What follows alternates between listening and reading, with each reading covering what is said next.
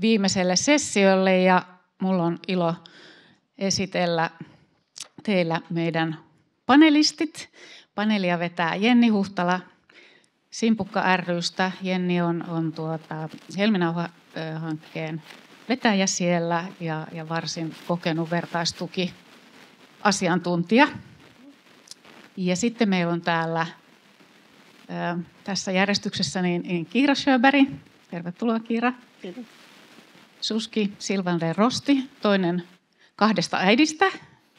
Ja Henna-Riikka ja Ville Niinistö. Tervetuloa.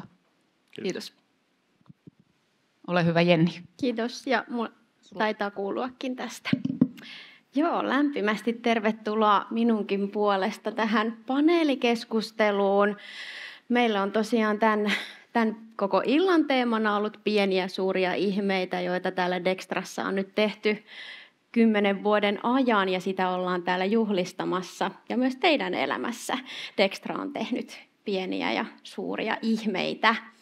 Ja tämän niin kuin meidän paneelin nimenä oikeastaan vielä oli, että vastoinkäymisten kautta vanhemmuuteen. Ja te olette kertomassa omaa tarinaanne siitä, että miten teistä on tullut vanhempia.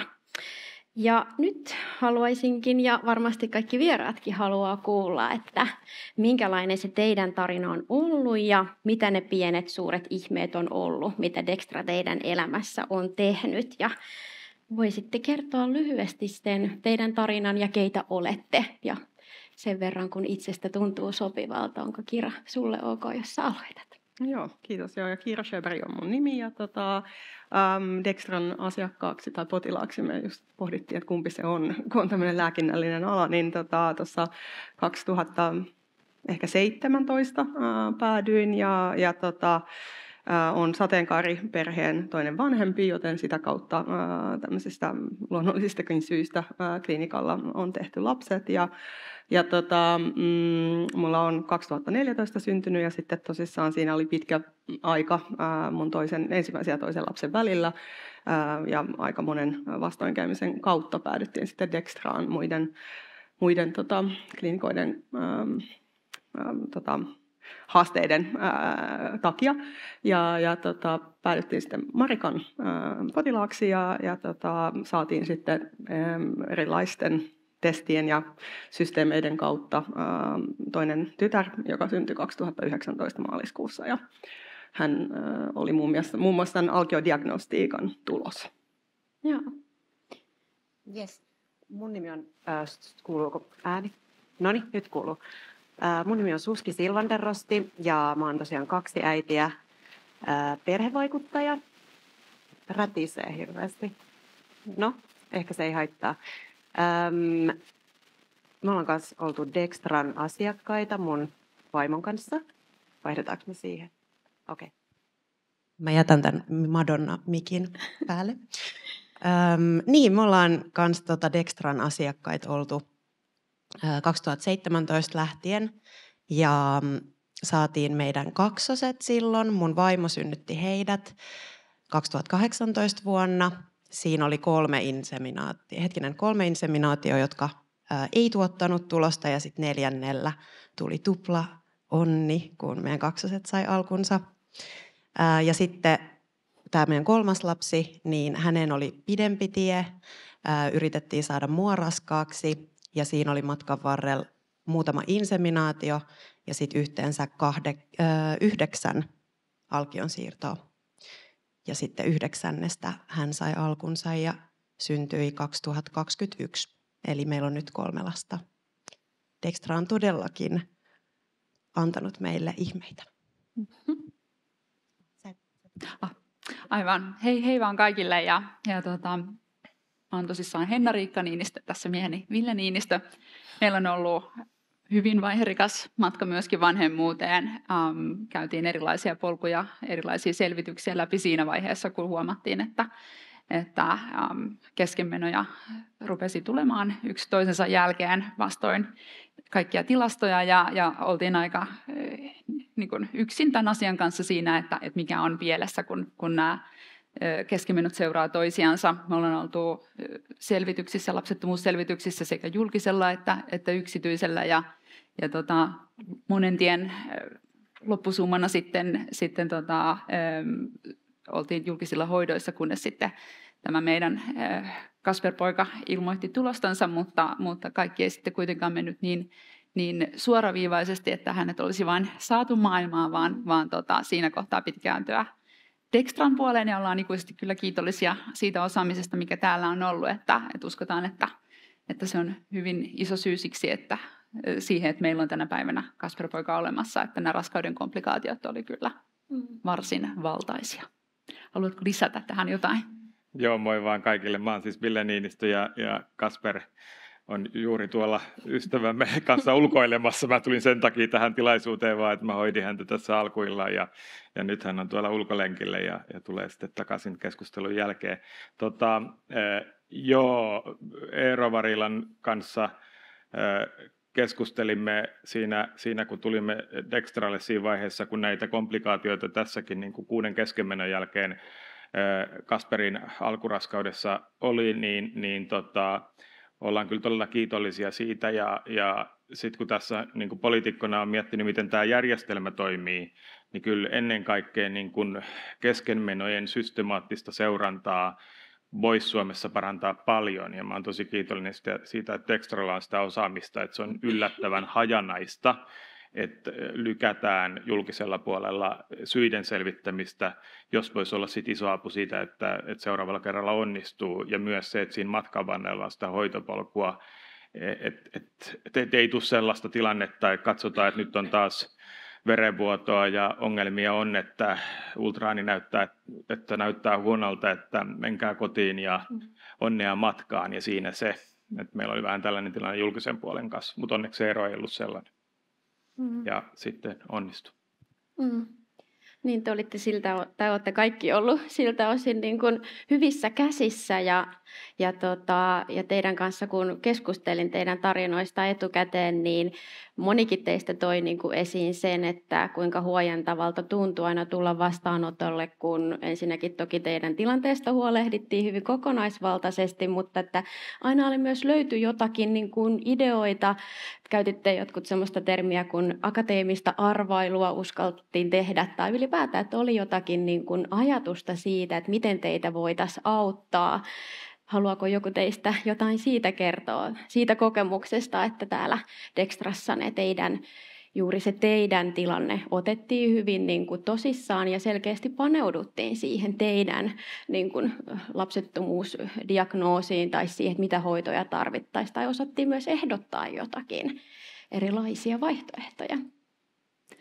Musta tuntuu, että kaiken tämän lapsettomuustaustan aikana ja sen niin kuin yrityksen aikana niin luki melkein tohtorin tutkinnon verran erilaisia tutkimuksia keskenmenoista ja lapsettomuudesta ja syistä siihen, niin tuntui hyvin pitkään, että oli niin kuin tavallaan itse vastuussa omasta hoidostaan, kun ei mistään löytynyt sitä henkilöä, joka olisi ollut vastuussa just mun keissistä.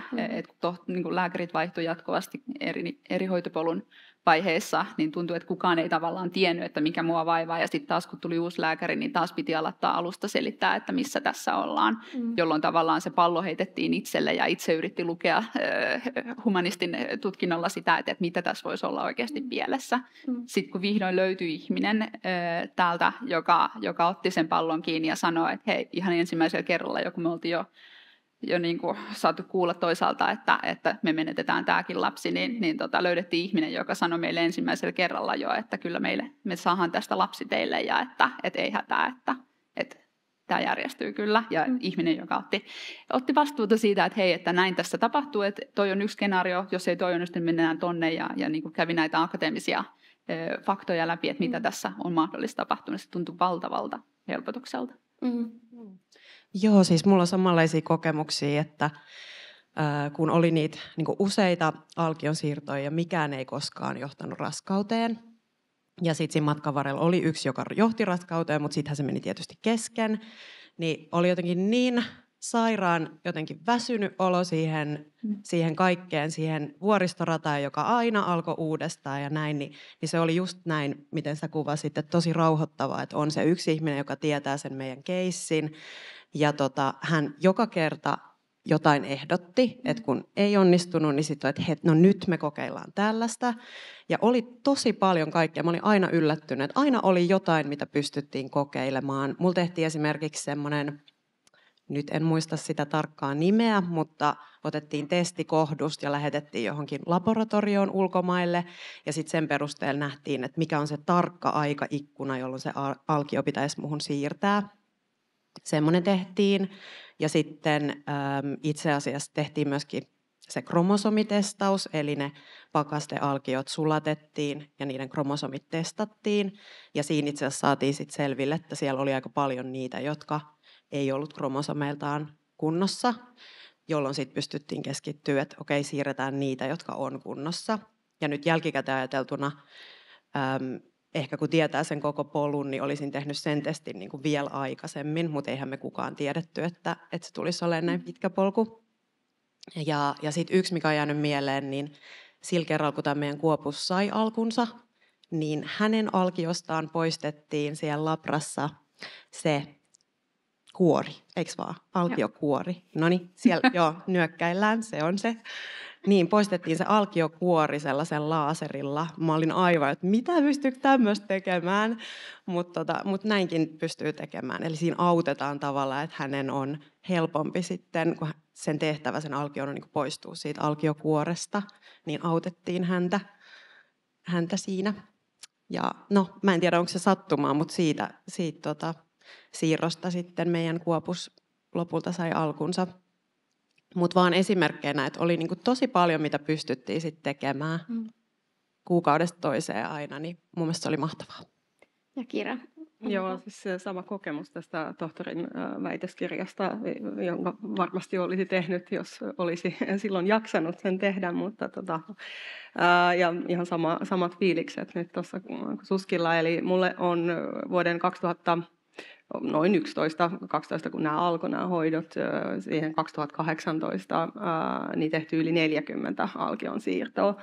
Ja niistä sitten, niin kuin säkin sanoit, tuo alkiodiagnostiikka, mikä sen virallinen nimi nyt sitten on, mistä tämä englantilainen professori puhui, niin olisin todellakin halunnut, että se olisi ehdotettu mulle ihan alkuvaiheessa, koska siitä olisi säästynyt ei vaan siis rahaa, se nyt on se merkityksettömin asia tässä kokonaisuudessa, mutta se jaksaminen ja kaikki siihen liittyvä asia, että 40 tuommoisen vaiheen läpimeneminen on aikamoinen prosessi. Ja sitten me itse asiassa me oltiin jo lopetettu, niin kuin oltiin muualla, niin oltiin lopetettu jo ajateltu, että no ei tästä tule mitään, että mulla oli tämmöinen miksi sitä toissijainen lapsettomuus vai miksi? Niin, sekundaarista lapsettomuus. Joo. Eli oli saatu tämä ensimmäinen lapsi niin kuin suht helpolla. Mutta sitten tämän toisen lapsen kohdalla se ei ollut. Mä olin toki jo yli 36 tai 7 tai jotain tämmöistä, että mä sain mun toisen lapsen 41-vuotiaana. Niin toki siinä oli tätä ikäaspektia, mutta se, mikä musta tuntuu muualla ja mikä muuttui niin kuin sitten Dextrassa, niin oli tämä, että niin kuin lääkärit ei miettinyt mun kukkaroa. Eli mulle niin kuin ehdotettiin kaikkia erilaisia vaihtoehtoja jokaisen kerran jälkeen. Tai siinä kohtaa, kun mä itse asiassa menin Marikalle, niin mulla oli ne mun hoitokertomukset. Ja mä olin sillä, että katon nämä läpi ja kerro mulle, kannattaako mun yrittää vielä kerran. Ja sitten hän oli sillä, että no okei, teet tää. Ja siinä kohtaa oli just semmoinen olo itsellä, että mä en ole se lääkäri, mä en ole tähän erikoistunut, mä en halua tähän erikoistua, tämä ei ole siis mun osaamista, niin sun pitää niin kuin kantaa se vastuu nyt siitä, niin kuin, että sä kerrot mulle, että mitkä ne vaihtoehdot on, ja mä kannan vastuun sit siitä mun omasta kukkarosta ja siitä, että mihin mä haluan investoida tai en halua. Niin fyysisesti kuin henkisesti, niin tämä puoli oli semmoinen, joka oli ihan selkeä muutos niin kuin Dextran ja muiden toimijoiden kanssa, kun muualla mulle sanottiin sen 4 IVF-kierron aikana, että etsitään sitä kultamunaa. Ja sitä kultamunaa ei siis löytynyt, tai 1 löytyi, ja se onkin siellä Espoossa tällä hetkellä, kohta täyttää 10, mutta ne muut X10 kultamunaa, niin niitä ei sitten löydetty, ja se oli jotenkin potilaan näkökulmasta kauhean turhauttavaa, että mun olisi pitänyt osata kysymyksiä aiheesta, josta mä en kuitenkaan tiedä mitään. Ja toki just te olittekin kaikki hyvin perehtynyt aiheeseen ja työstäneet sitä niin kuin tahoillanne, mutta jos ymmärsin oikein, niin koitte niin kuin helpottavana sen, että annetaan paljon sitä tietoa teille ja sitten teillä on mahdollisuus tehdä niitä valintoja, toki yhdessä lääkärin kanssa, että mikä se olisi se niin kuin teidän polku tässä kohtaa. Ja sitten just se, mitä tässä aiemmin tänään tuotiin esille, se, että ei tehtäisi ikään kuin turhia siirtoja semmoisilla alkioilla, jotka ei sitten tuota tulosta, ja se käyttää monenlaisia resursseja teiltä, psyykkisiä, fyysisiä, taloudellisiakin. Ole hyvä, Ville.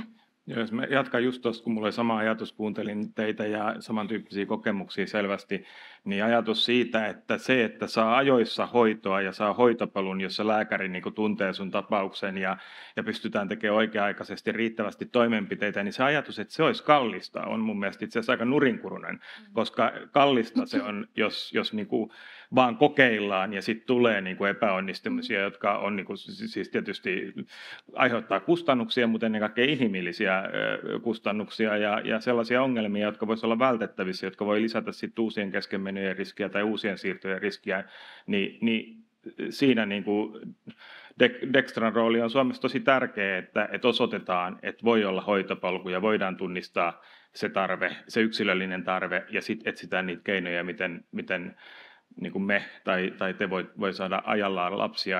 Niin kuin se, mikä mulle tässä niin kuin jotenkin, niin kuin siinä on niin kuin kaksi puolta, että ihmetyttää, että miten yhteiskunta voi haaskata niin paljon, kun syntyvyyskeskustelu on niin tärkeää ja me halutaan lapsia, niin sitten tähän ei panosteta. Ja sitten puhutaan rahasta, että tätä ei priorisoida, koska se maksaa, mutta huonosti hoitaminen maksaa myös paljon. Ja onneksi Dextrassa hoidetaan hyvin ja onneksi siitä saa myös nyt Kela-korvauksia jatkossa taas enemmän, koska se on tosi tärkeää. Ja sitten toinen taso on se, että potilasta ja asiakasta kohdellaan niin kuin aikuisena ihmisenä, joka on perehtynyt asiaan, koska se helpottaa myös sitä stressiä ja huolta, että lääkäri kohtaa sun. Hensku on todellakin lukenut siis semmoisia tutkimuksia ympäri maailmaa, mitä varmaan aika harva lääkärikään on Suomessa löytänyt.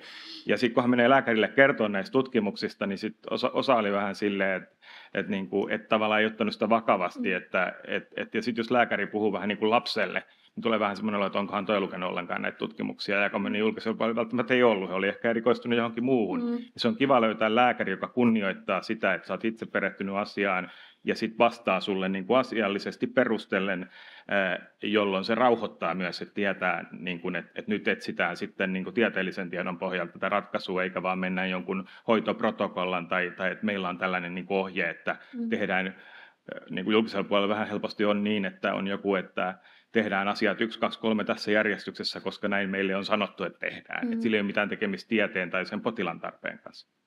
Ja toki vielä näihin keskenmenoihin liittyen ihan tutkitustikin tiedetään, että keskenmenot aiheuttaa myös sitä, että ei uskalleta jatkaa hoitoja tai luovutaan täysin siitä lapsitoiveesta. Mikä se on todella raskasta. Niin, se on todella raskas kokemus ja se on todella surullista, että sitten huonosta hoidosta, huonosta kohtaamisesta johtuen voi käydä niin, että sitten hoidoista luovutaankin, siitä lapsitoiveesta luovutaan kokonaan. Että se on todella monien niin kuin resurssien hukkaamista. Joo. Mulla ei tuohon vaan tuli mieleen se, mun vähän nyt ajatus katkesi tässä, mutta liittyen tähän niin kuin potilaan ehkä kunnioittamiseen tai asiakkaan kunnioittamiseen tietyllä tasolla, että joten, se voi olla, että se on muuttunut. Tästä on hetki aikaa, kun mä oon ollut näissä hoidoissa ja näin, mutta mun kokemus oli se, että sitä mun ympärillä vähän niin kuin tanssittiin, koska tämä on tunnepitoinen asia ja ehkä vähän pelättiin sitä mun tunnereaktioa tai jotain tämmöistä näin. Mä nyt on ehkä ihmisenä semmoinen, että mä sanon aika suoraan ylipäätään asioista ja näytän myös tunteet aika suoraan ja näin, mutta kaikillahan tämä ei ole se tilanne. Mä koen, että se semmoinen niin kuin jotenkin liian varovainen kohtaaminen on niin kuin enemmänkin potilaan epäkunnioitusta tai mikä se sana sille on, koska silloin itse jää niin kuin yksin miettiä, että okei, no ehkä mä en sitten vaan niin kuin ymmärrä tai tajua ja sitten tämä on jonkun ylemmän voiman probleema, minkä takia mä en raskaudu. Ja tulee just näitä, mitä tässä sanottiin aikaisemmin, jotka liittyy siihen, että että kuka minä olen ja voinko mä niin kuin saada lapsen ja tämmöisiä kehollisia epäonnistumisjuttuja, jotka kuitenkin pääsääntöisesti ei edes ole totta, niin sitten kun niin kuin puhuttiin tuossa keskenmenojutussa, niin on paljon asioita, mitä voi tehdä.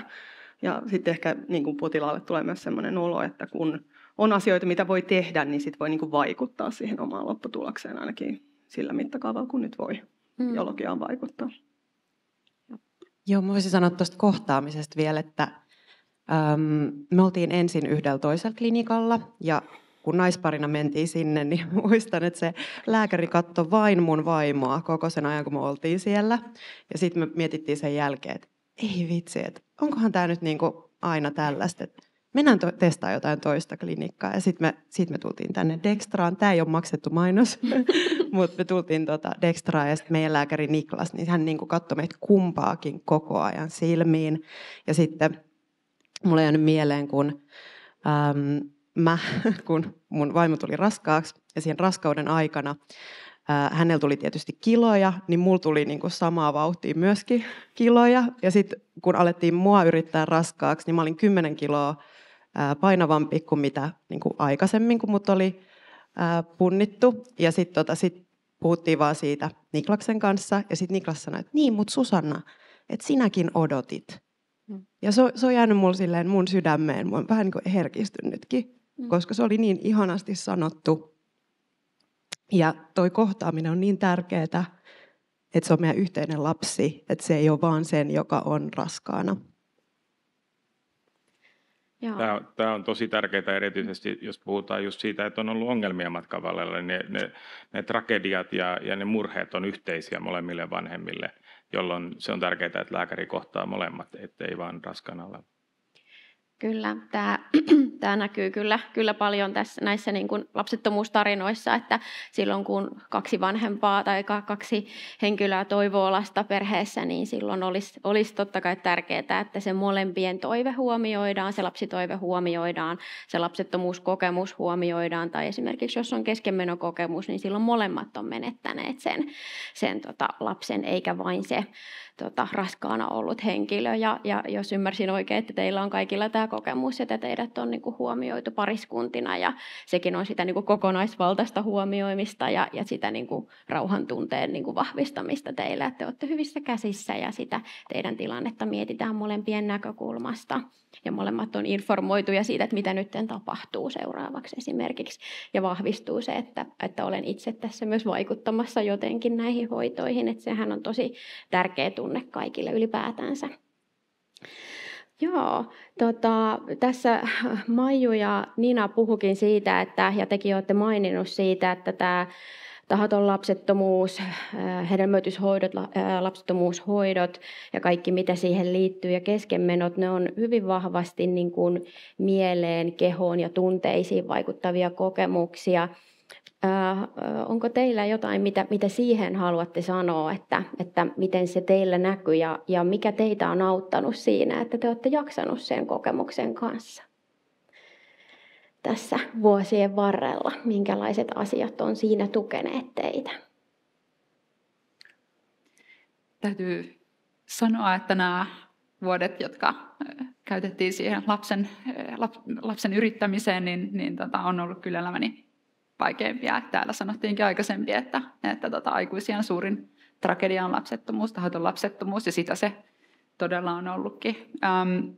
Ne vuodet oli hyvin niin kuin mustia, ja siinä kävi sellaisia tunteita läpi, mitä ajattelin, että itsessä ei edes olisi olemassakaan se kateus muita ihmisiä kohtaan, jotka onnistuu, niin oli jotain sellaista, mitä ei niin kuin tiennytkään itsestä löytyvän, mutta se on sitten myöskin ollut semmoinen aikamoinen opetusmatka omaan sisimpään, että miten pystyy käsittelemään niin suurta kriisiä ja sitten samaan aikaan kuitenkin toimimaan normaalisti yhteiskunnassa, käymään töissä ja vastaamaan ihmisten kysymyksiin, että mitä kuuluu ja näin, niin se oli niin kuin tasapainoilua oman itsensä kanssa ja sitten sen valtavan toiveen kanssa, että saisi joskus lapsen, mutta sitten myöskin samaan aikaan tiedostaen sen, että se ei välttämättä meille tule tapahtumaan. Se, mikä suurin auttava tekijä oli tietysti puolison lisäksi, niin oli se, että löytyi vertaistukea matkan varrella sosiaalisesta mediasta ihan mahtava paikka, mutta sitten myöskin Simpukan kautta löytyy itselleni todella tärkeä ryhmä. Siellä perustettiin WhatsApp-ryhmä, jossa sitten tämmöiset ihmiset, kellä oli lapsettomuustaustaa ja olivat sitten kaikki siinä kohtaa kylläkin niin kuin odottamassa, mutta kaikilla oli se valtava pelko siitä lapsen menetyksestä, niin perustettiin yhteinen ryhmä ja ollaan siellä käyty niitä tuntoja läpi ja edelleen tänä päivänäkin käydään joka päivä niitä läpi, niin kaikki tällainen helpottaa ihan valtavasti, että ei ole yksin, on joku muukin ihminen tuolla, joka käy sitä samaa läpi.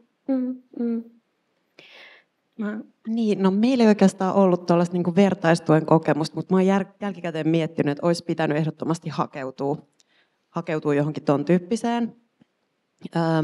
Ehkä se johtuu siitä, että me ei haluttu työpaikalla kertoa tästä meidän projektista. Ihan siitä syystä, että ei tiedetty, että miten ihmiset siihen suhtautuu ja voiko se vaikuttaa johonkin. Ja sen mä koin ehkä niin kuin hyvin hankalaksi, että siellä töissä kuitenkin asiat liikkuu ja sitten kun tulee niitä, että sä teetkin sen vaikka negatiivisen testin taas ja sitten se tuntuukin niin kuin musertavalta, niin sitten seuraavan päivän alkaa palaverit 8 ja niin kuin maailma pyörii. Et toisaalta se on hyvä asia, että sä niin kuin lähdet ja toimit yhteiskunnassa, teet töitä, että sä saat ajatukset pois, mutta välillä se tuntuu semmoiselta maskaamiselta, että mä niin kuin salaan, ihan kuin mulla olisi 2 elämää. On tämä elämä, missä mä yritän tulla raskaaksi, ja sitten on tämä niin kuin muu elämä. Ja mun mielestä oli hyvä, kun nostitte sen, että niin kuin myös vaikka suhde läheisiin voi olla hiukan silleen hankala, että miten paljon haluaa kertoa, just sen takia, että ei ehkä itse halua olla se lohduttaja ja ei ehkä aina pysty ottaa niitä kysymyksiä vastaan. Niin mä koen, että tämmöisissä olisi ehkä se vertaistuki ollut tarpeen, mutta meillä oli sitten kuitenkin mun puolison kanssa, että hän oli myöskin itse ollut se, jota hoidetaan niissä hedelmöityshoidoissa, niin me tavallaan ehkä pystyttiin sparrailemaan aika paljon. Mutta esimerkiksi vaikka keskenmenokokemus, niin se oli, vaikka me ollaan hyvin läheisiä, niin se oli silti, me käsiteltiin sitä niin eri tavoilla, niin oli se hyvin vaikea juttu. Varsinkin siinä kokemuksen keskellä, kun on, niin ei voi tietää, että mitenkä se päättyy ja kuinka tässä vielä käy, niin silloin siinä on niin kuin vaikea pitää sitä toivoa yllä. Niinpä, ja sitten musta tuntuu, että nyt kun meidän Kuopussa on kohta 2,5, eli meidän hoidoista on yli 3 vuotta, niin nythän sen näkee niin, miten tänä iltanakin on tullut esille, että se voi kääntyä sellaiseksi niin kuin voima-antavaksikin asiaksi se, että voi vitsi, minkälaisen ruljanssin läpi me ollaan päästy ja nyt meillä on niin kuin tiettyä voimaa, mitä se on tuonut ja näin, mutta eihän sitä siinä tilanteessa, että sä sitä siinä näe.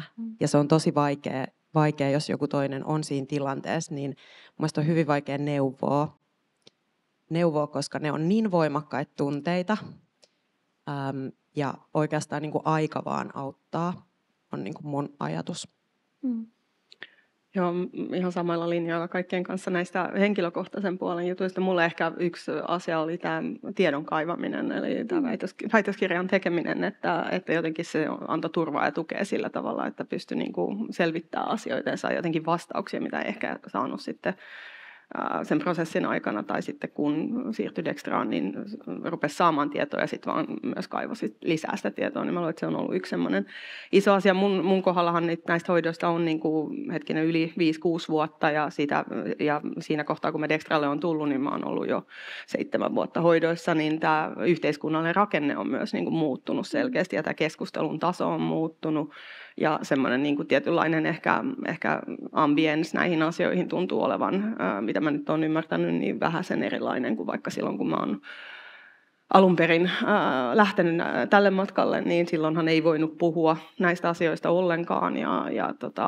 Tämä on mun mielestä semmoinen niin kuin laajempi problematiikka, jota pitäisi demystifioida ihan selkeästi. Ja kaikki tämä tämmöinen niin kuin keskenmenoihin liittyvä suru ja jotenkin siis toki se liittyy molempiin puolisoihin, mutta siihen, joka fyysisesti sen kokee, niin mun mielestä siitä pitäisi pystyä keskustelemaan, sanoa avoimesti vaikka töissä, eikä olisi tätä 12 viikon, mikä tiedätkö, ei kerrota tyyppistä problematiikkaa ihan vaan siksi, että, ja siis tokihan se pitää olla jokaisen yksilön oma valinta, että mitä tekee, mutta itse koin, että että vaikka se on voimaannuttavaa mennä siihen palaveriin seuraavana aamuna 9, niin sitten jos sä oot just eilen sen kokenut tai se on vaikka, en mä tiedä, verta vuotain lähtenyt töistä, niin kuin minä olen pari kertaa tehnyt ja näin, niin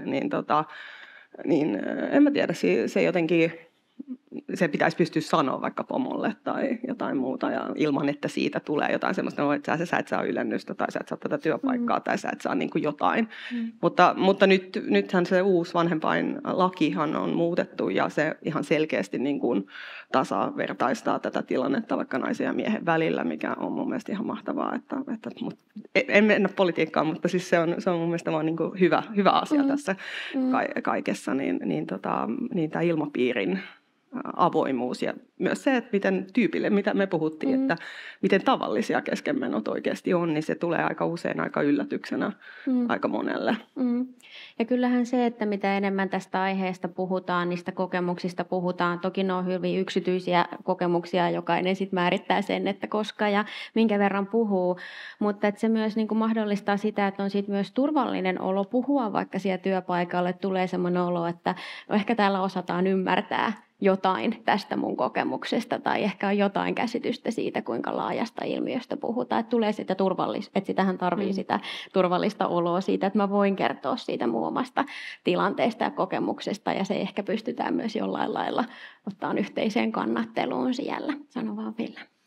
Joo, siis tämä mitä säkin sanoit, että te ette työpaikalla tätä sanonut, niin tietysti jokainen päättää sen itse, mutta yksi syy, miksi me tultiin ulos silloin pari vuotta sitten ja ruvettiin puhua tästä julkisesti, tästä meidän keskenmenoista ja tilanteesta oli se, että me koettiin silloin vielä pari vuottakin sitten, vaikka asiat oli jo silloin mennyt eteenpäin, mutta että just niin kuin ihmiset, jotka oli siinä tilanteessa, että ei vielä tiennyt miten käy ja kävi läpi näitä keskenmenoja ja Henskun kanssa paljon puhuttiin siitä just, että kuinka se on läsnä joka päivä oikeastaan se tragedia, ne pelot, ne toivot, hoidot. Piti munkin järjestää työmatkoja niin, että mä tuun sinä päivänä, kun mua tarvitaan, niin mä tulen paikalle heti ja näin. Ja kun niitä yrityksiä on paljon, niin se tapahtuu aika usein. Niin se ei ole asia, mitä työpaikalla pitää joutua häpeämään että se niin kuin lisää sitä möykyn ja niin kuin raskautta tuolla sydämessä, jos siitä ei voi puhua.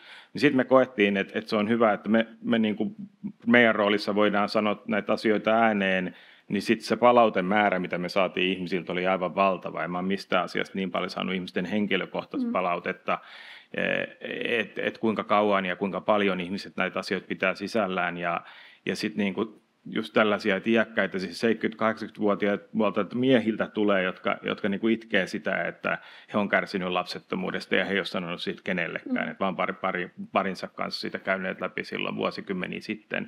Että niin kun se hiljaisuuden kulttuuri, mikä meillä ennen on ollut, niin kyllä se on aikamoinen painolasti.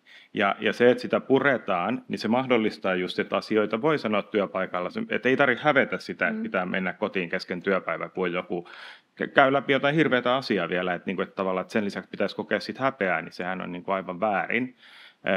Ja sitten sen lisäksi, että voi järjestää työt sit hoitojen mukaan ja muuta, niin että se on normaalia. Ja yhteiskunnan pitää tukea sitä. Ja sitten kun tästä puhutaan, niin kaikkihan tukee. Kaikki on silleen, että joo, totta kai.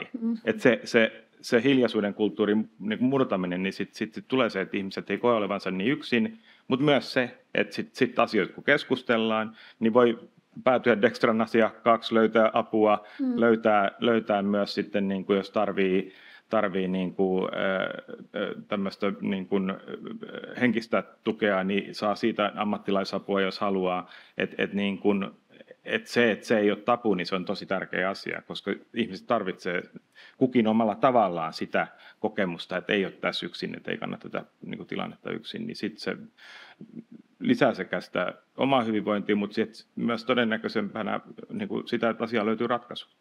Kyllä.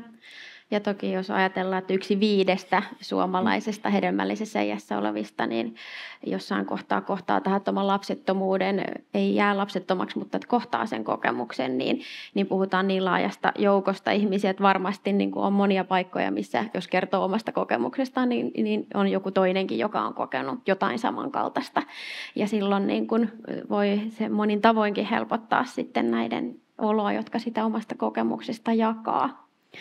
Ja tästä keskenmenoihin liittyen onneksi nyt onkin niin, että käypä hoitosuositusta parhaillaan tehdään silleen. Ja toki se vie aikaa, että se saadaan aikaiseksi, mutta että se on tärkeää, että se nyt on huomioitu tälläkin tasolla.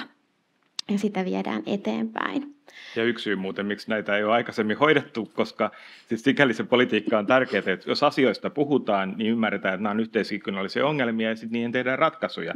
Että sellaiset asiat, jos potilaat ja asiakkaat on kokenut olemassa yksin, niin kuin keskenmenot ja lapsettomuus, niin sitten he ei uskalla tai jaksa puolustaa itseään julkisuudessa, jolloin tälle asialle ei tehdä mitään, koska sen ei nähdä olevan yhteiskunnassa prioriteetti. Että siinä mielessä niin kuin asioista puhuminen on välttämätöntä, jotta järjestelmä ratkoo niitä.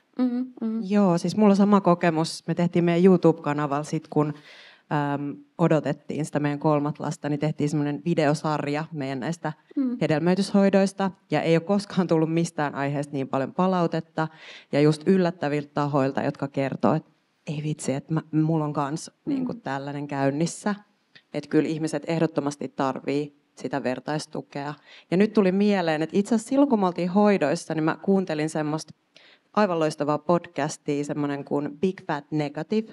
Kaikille suositus, löytyy Spotifysta. Se on semmoinen 2 brittimimmiä, jotka kertoo heidän IVF-kokemuksistaan. Ja se oli mulla kyllä sellainen niin kuin henkireikä, että mä kuuntelin heitä ja sitä heidän tarinaa, miten se etenee. Ja sitten meidän tarina eteni siinä rinnalla, niin se tuntui tosi hyvältä, että ei ole yksin. Joo. Ja kyllähän niin kuin tällä hetkellä tekin, niin kun te kerrotte teidän omaa tarinaa, niin olette varmasti monelle, jotka on samankaltaisessa tilanteessa tai tunnistaa niin kuin samankaltaisuutta teidän tarinoiden kanssa, niin olette semmoisia rinnalla kulkijoita heille, niin kuin vaikka ne, ketä vertaisia olette elämänne tai niitä tarinoita kohdanneet, niin on ollut teille niitä rinnalla kulkijoita ja yhdessä sinänsä niin kuin tuntemattomatkin ihmiset voi jakaa niin kuin sitä samaa kokemusta. No, miten nyt vielä tähän loppuun, niin mitä te haluatte sanoa tosiaan nyt näille muille, jotka on jossakin hyvin samankaltaisessa tilanteessa, mitä te olette ollut silloin jossain kohtaa siellä? Te olette ollut siellä klinikan tapaamisessa ehkä ajatellut, että voi että oltaispa tämmöistä tehty mullekin aiemmin, tai että olisinpa mä tehnyt jotakin aiemmin tai toivonut tätä tai niin minkälaisia niin kuin terveisiä tai ajatuksia teillä on nyt muille, jotka on hoidoissa vaikka meneillään tai useita keskenmenokokemuksia kokeneita?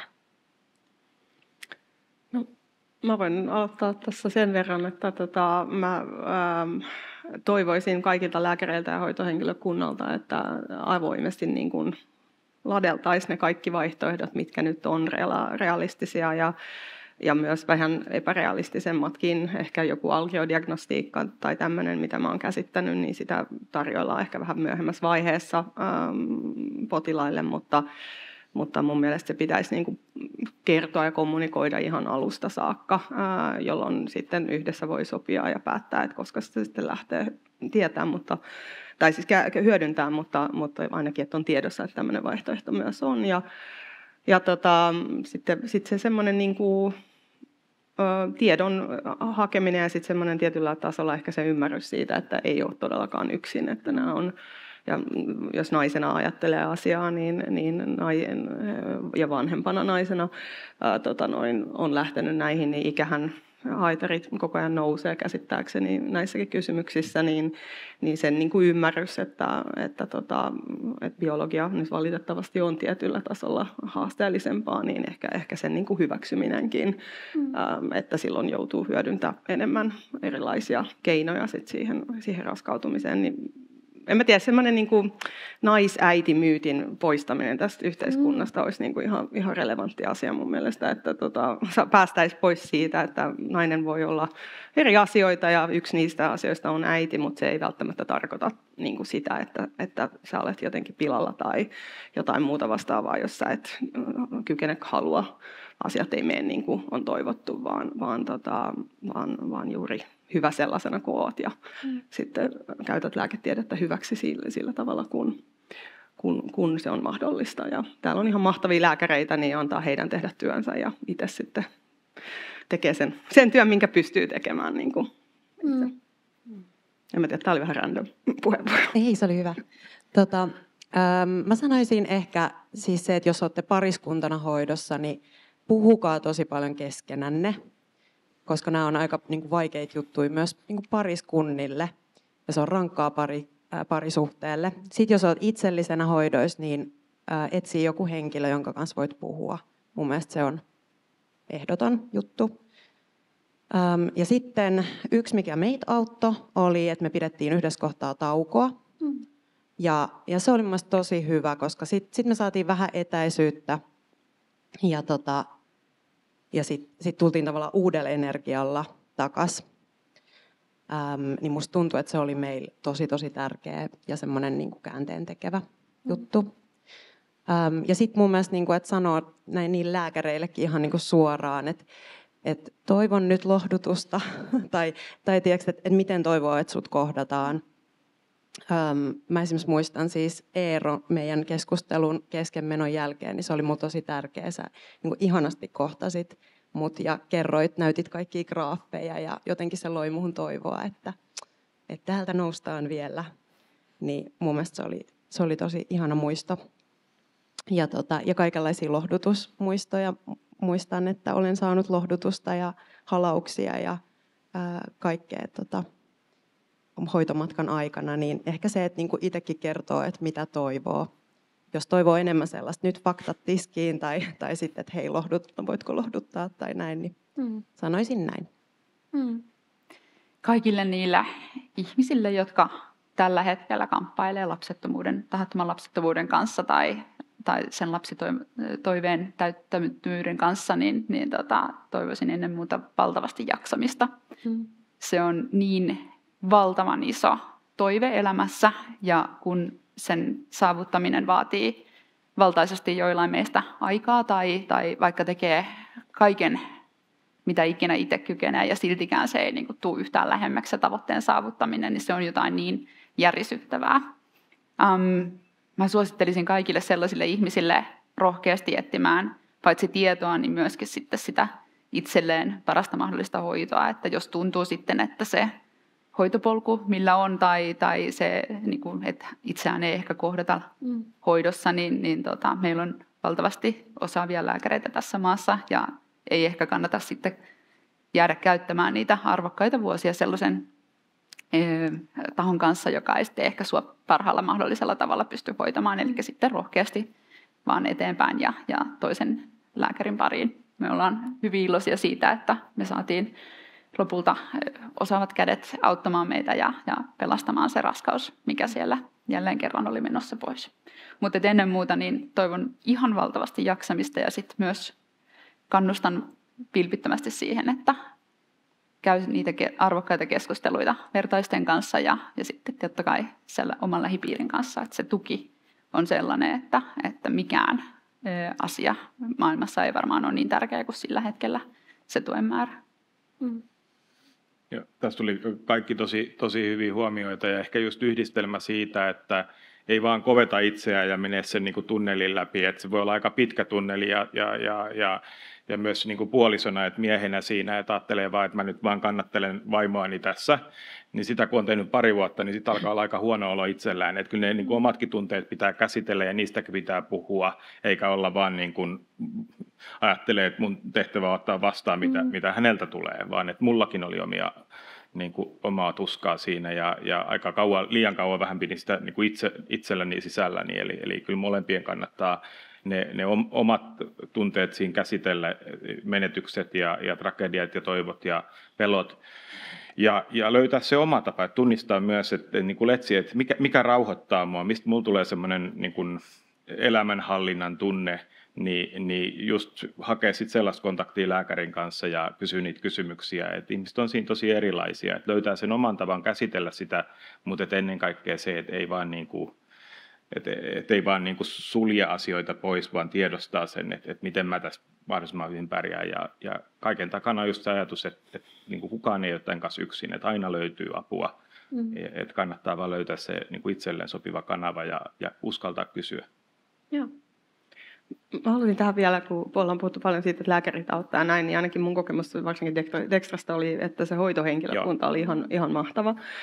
Musta tuntuu, että niin kuin tähän aiheeseen liittyvät hoitajat on niin kuin ehkä maailman ihanin ihmisryhmä tässä maapallolla. Ja se liittyy, joo, eli se liittyy kätilöihin ja kaikkiin muihin, että se on ollut ainakin vahva kokemus, mutta en tiedä, onko tämä nyt enää keissi, mutta jos ei ole, niin takaisin se linja, mutta oli ainakin silloin Dextrassa tämmöinen hoitolinja, mihin pystyi aina soittaa, ja sitten oli kaikki random, tiedätkö, ovulaatiomittari sanoo tätä, ja siinä on tommoinen viiva, ja sitä ja tätä, siis niin kuin the most random kysymyksiä, mitä tuli itsellä vastaan niin kuin erilaisista jutuista, niin ne aina kohdattiin sillä, joo, kyllä, tämä on juuri näin, ja sitten ABCD, tee näin, ja sitten, tiedätkö, siinä kun on jotain pistoksia itse laittamassa, ja mullakin kerran kaatu kaikki nesteet, ja niin ihme kysymyksiä, mitä on tullut vastaan, niin se on aina kohdattu. Se ei ollut ollenkaan ikinä semmoinen, että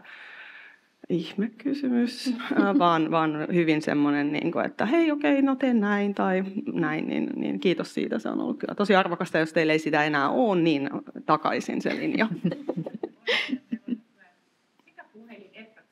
No niin, loistavaa. No niin, eri tavoin saa yhteyden sitten kaikenlaisissa kysymyksissä ja huolissa, koska tähän liittyy niin paljon myös sitä semmoista niin kuin, joskus piilotettua huolta ja se huoli vaan niin kuin puskee meistä väkisin läpi ja sitten sen kanssa on aika raskasta olla, niin tosi hienoa, että siihen saa sitten nopeasti vastauksen.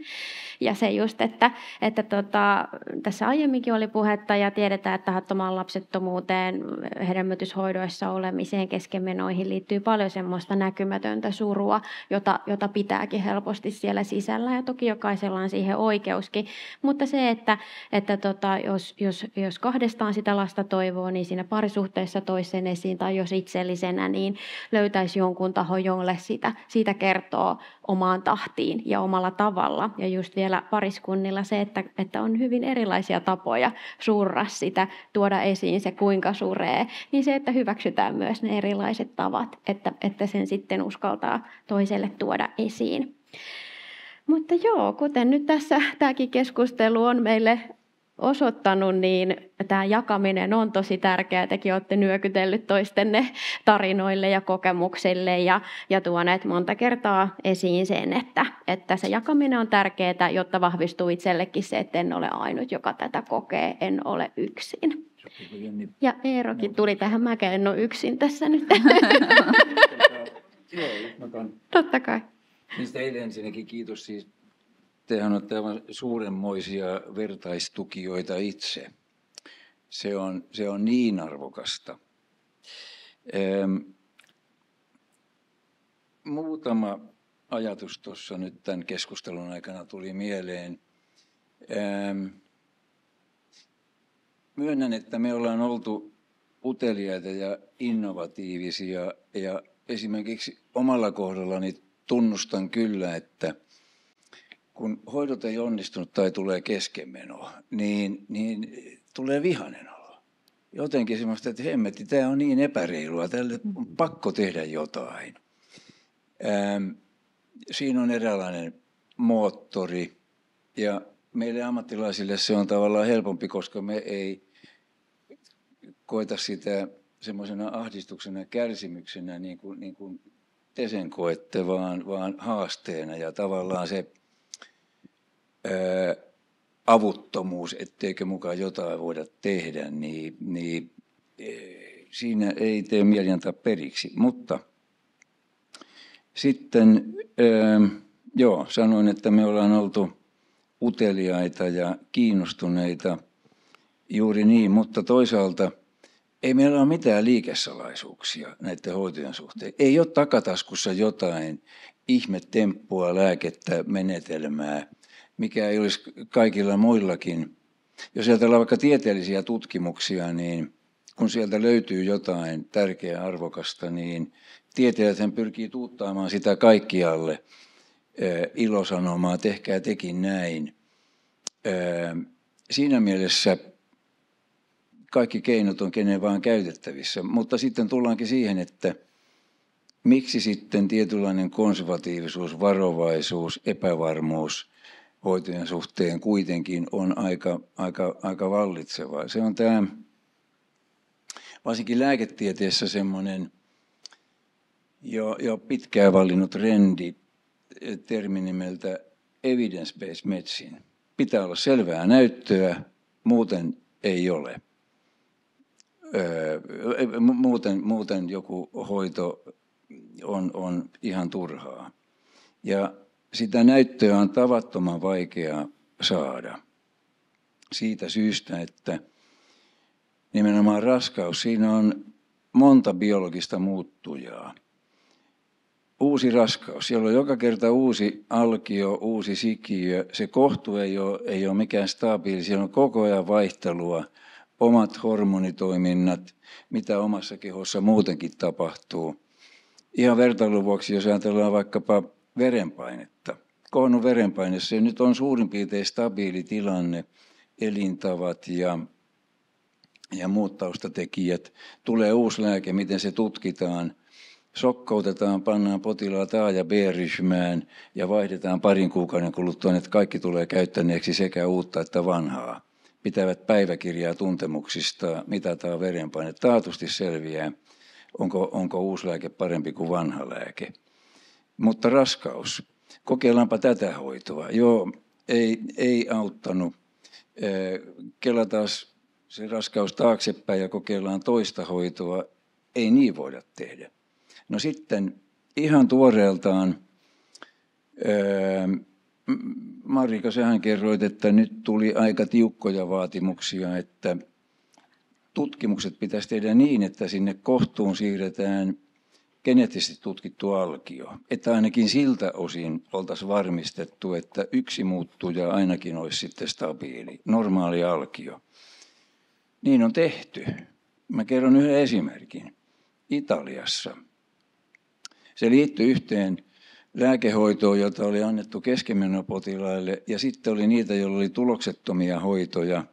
Potilaat laitettiin A- ja B-ryhmään, ja kohtuun siirrettiin ensimmäisen kerran ainoastaan geneettisesti tutkittu alkio. Nuppiluku ei ollut suuri, siinä oli 38 kummassakin ryhmässä. Toinen ryhmä sai tätä hoitolääkettä, toinen sai keittosuolapistoksia.